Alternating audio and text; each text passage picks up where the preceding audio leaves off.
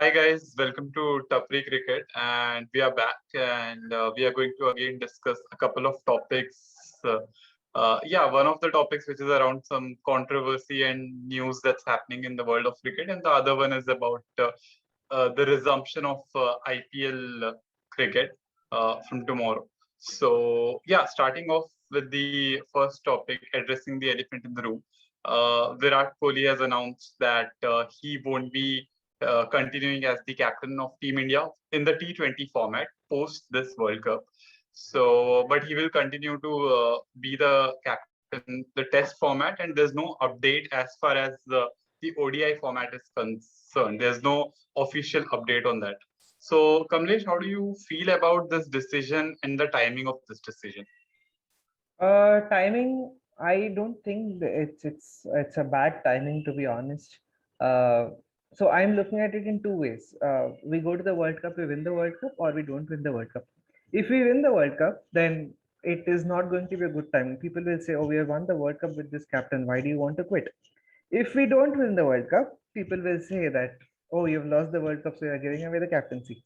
So as per the timing, I think now is a better time as any.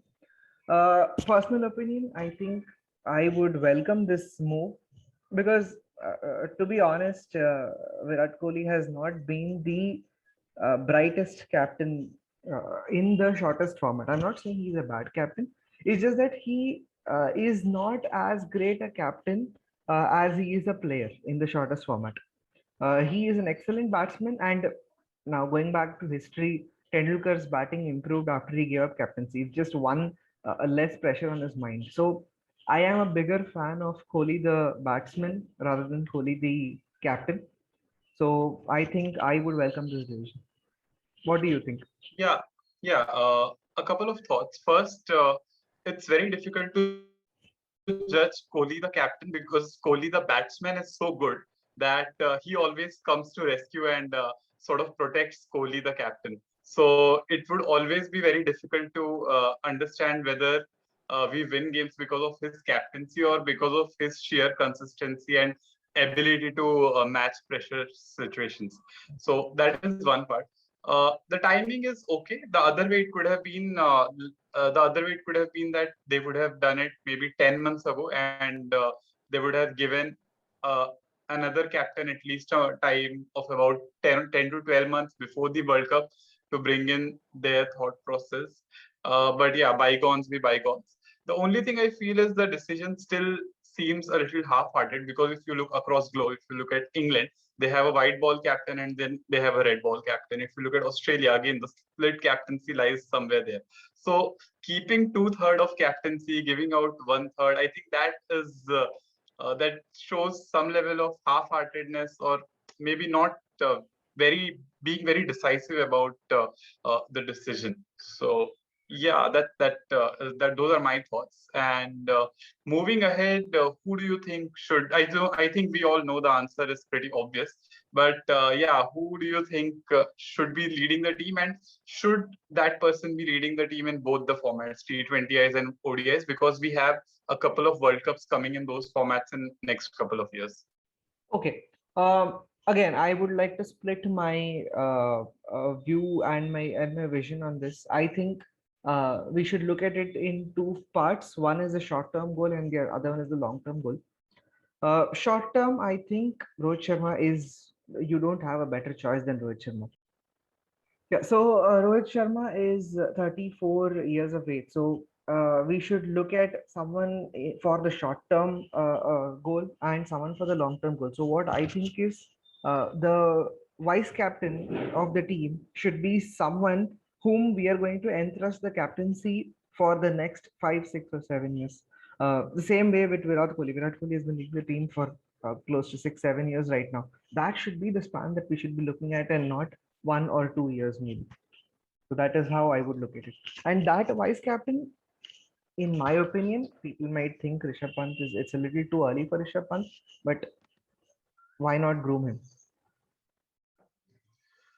But why Rishabh Pant? So if you look at, definitely Rohit Sharma becomes the obvious choice for captaincy because of what he has done with Mumbai Indians for over the years, and even Whenever he has led the Indian side as a replay as a second choice captain, he has done really well. And if we just look a deep dive into like deep dive a bit deeper, so we would notice every time Virat Kohli was captain, he had Rohit Sharma as a player with him. But whenever Rohit Sharma captained the Indian side, he did not have Virat Kohli. Yeah. So in spite of not having Kohli, in spite of not sometimes not even Bumrah, and still producing those kind of results at an international level is something you can't ignore. So definitely Rohit Sharma for next couple of years.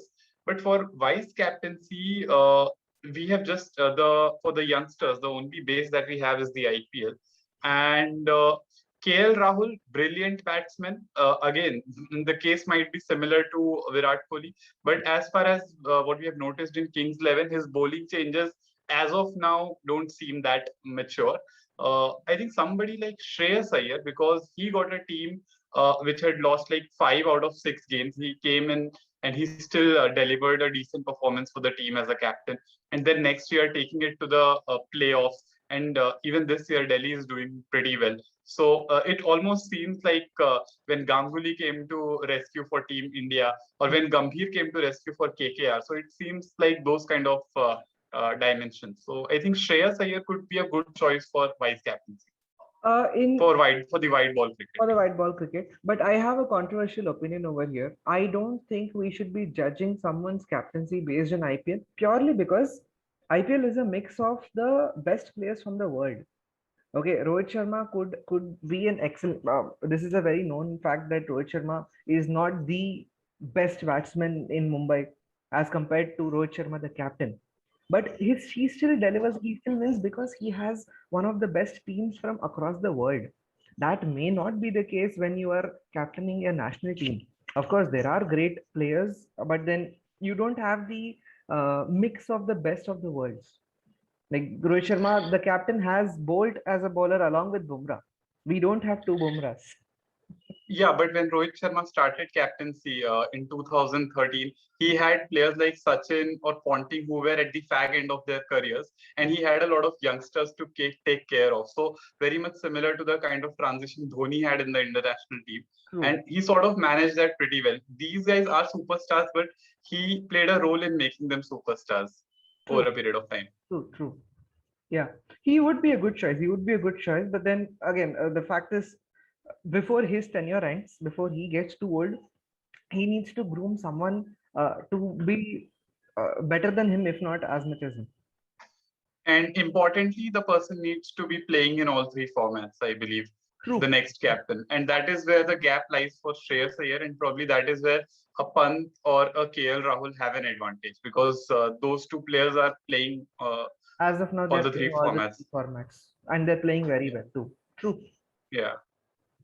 So yeah, let's see. Pant seems a little impulsive, but yeah, maybe in next couple of years, how these guys come across and that can be yeah. But next couple of years, definitely Rohit Sharma and hopefully in both the formats in the white ball cricket. Yeah, yeah. Cool. So moving on to the next topic for the discussion. Tomorrow, IPL is coming back. A lot of it's like circus is back in the town, and a lot of entertainment starting off again. Hmm. And with the El Clasico of IPL, which is MI versus CSK. True. So, how do you feel about the match tomorrow? And it's going to be held in Dubai. So, what are your thoughts about the match? And yeah. First of all, excited. You cannot have a better resumption of IPL apart from these two teams. They are like the best teams, and they are going to pull all the crowd back and get the machine moving.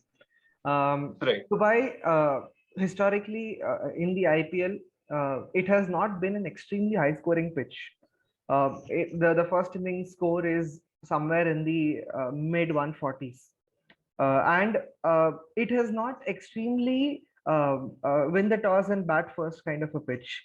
I think if my stats are correct, the team winning the toss has won the 134 matches, and losing the toss have won 27 matches. So it's not a very large gap in between the two. It's not going to be high scoring pitch. Now we'll have to see. I'm not sure of the team composition yet. We don't know who all are coming back and who all are still in the team and who are the replacements for the players. So that is something that we need to check. But then my money will be on Mumbai Indians. Oh, I have, on the contrary, I think Mumbai Indians, every time the tournament begins, they have a reputation of losing the first match. And with CSK, against CSK, they have a brilliant record, but it's mostly in the playoffs. Like every time they meet CSK in the playoffs, they tend to beat them. So that factor comes into play. But yeah, for CSK, one of the real bad news is that Faf du Plessis might be missing out on the first game, and he has been a reliable option for them. And Robin Uthappa might come into play. So yeah, that might be difficult for them. Also, Sam Curran is not available for the first game. Okay. So a lot of all-rounder responsibilities now lie on the shoulders of Ravindra Jadeja. And logically, Mumbai has a lot of advantage because considering the left-handers in the side, and given the form, and if you notice a pattern, with while Rohit Sharma doesn't deliver with the bat in IPL as often in last few years, maybe it's the captaincy, but he doesn't deliver on. Earlier, he had a reputation of being called a flat track bully, but in past few years, he hasn't delivered on flat tracks, but he has delivered on those difficult tracks where the ball stops, where it loses the pace. He has delivered on grounds like Chennai, and even in the last season, even in the first half of the season, yeah, they had most of the matches in Delhi and in Chennai, and he is the highest run scorer. So yeah, if Rohit survives first couple of overs, then it's definitely game on for Mumbai. And yeah, with the kind of left hand, there's Ishan Kishan, uh, there's Quinton de Quinton, Kock. Quinton de Kock. Yeah, so if they play a long inning, then it would be difficult for CSK because Ravindra Jadeja simply finds left-handers as his kryptonite in this particular format. True, true. So looking at the points table, CSK is in the second position as of now, with 10 points, and Mumbai is in the fourth position with 8 points. So they're just one win away. It will be very interesting to see how the teams are coping up. So they are not going to start a new season altogether, right? So they don't have uh, uh, the cushion of not performing in the initial matches and then picking up the pace. The tournament is already Right, half done, so they hardly right, have. I think except for Delhi, which has played 8 matches, and Punjab, which has played 8 matches, all the other teams have played 7 matches. So they hardly have 6 or 7 matches with them, and they have to like start firing from ball one in the first match. So that will be an interesting thing to see starting tomorrow. We are ideally yes, 50% IPL right now, with the other 50% already decided previously. right. And especially with regards to Chennai, what do you think? So suppose they open with Gaikwad and Robin Uthappa, Hmm. and Raidu maybe coming at number three.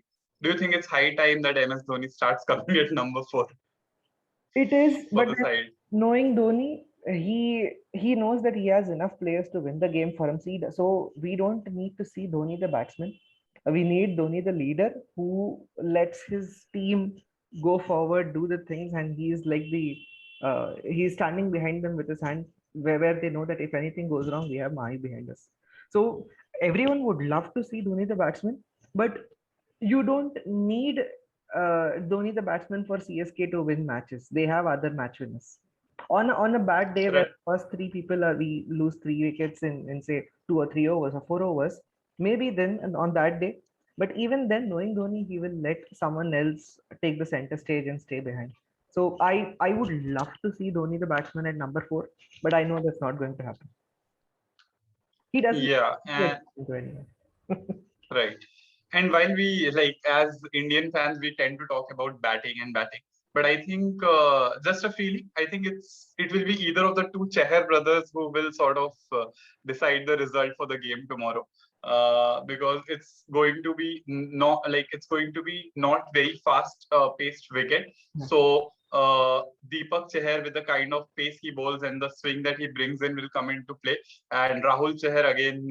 Uh, on the other side, he's a spin bowler who bowls at a faster pace and True. still is considered effective. So I think, yeah, both the Cheher brothers will come into play and True. sort of make a difference. One interesting thing that it just struck my mind while I was thinking of it. We have always had IPL in April and May in Dubai, where it has been like supremely hot. This is the first time we are going to have it in a relatively cooler period. So probably the pitches will behave differently than how we have been seeing them. Probably there won't be that dryness in the pitch which aids the spinners, but there will be a little moisture which aids the fast bowlers. So possible. We can't Yeah. be sure until we see the first match tomorrow. Yeah, IPL has always been that way. Expect the unexpected, and the games go on till the last ball. So yeah, hoping for a great day tomorrow. Thank you so much for connecting. And if you guys like this video, please just click on the like button. Do leave your thoughts in the comment section below, and please subscribe to our channel, Tapri. Thank you. Thank you so much, guys. Happy IPL.